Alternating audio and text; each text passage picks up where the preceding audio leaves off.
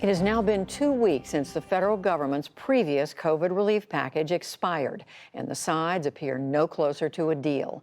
That has led to the end of $600 in weekly federal unemployment benefits, and millions of renters could be in danger of eviction after a moratorium expired.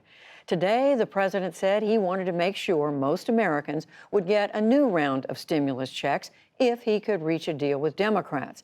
But Democrats say the president isn't budging on his demands.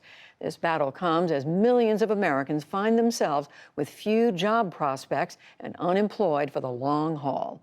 We followed up with viewers we spoke to at the start of the pandemic. My name is Austin McMullen. I'm currently living in Raleigh, North Carolina, and attending North Carolina State University. We, the ones that are impacted, are hurting bad. I've got like a couple months left until I am just screwed. Yeah, $600 to you may just seem like chump change, but for people whose rents depend on this and are not receiving any income at all, that's home. That is not being kicked out. That's not living under a bridge. That is not being evicted and then having that on your record for every single place that you apply to after this, and then having to live with the fact that you may not be able to get that apartment that you want for God knows how long. In April, professionally for myself, I've been dealing with a long-term furlough.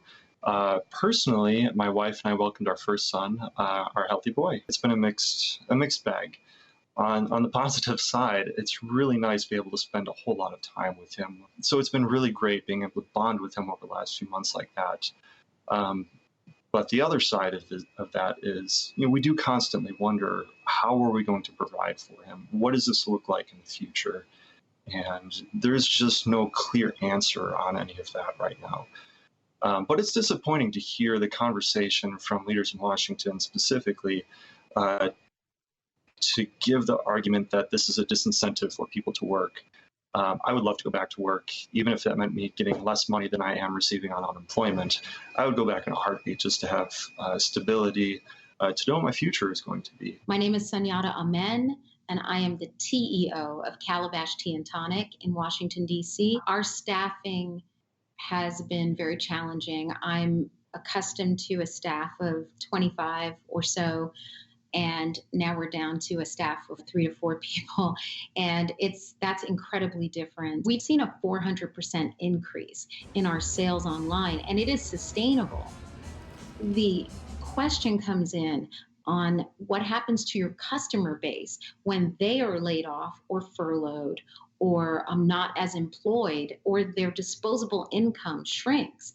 And so we are relying on the fact that they stay employed. I stopped working in mid-March, and because of the pandemic, obviously. And in that time, I had to borrow money from my parents. It was really, really stressful. I chose to forego my apartment.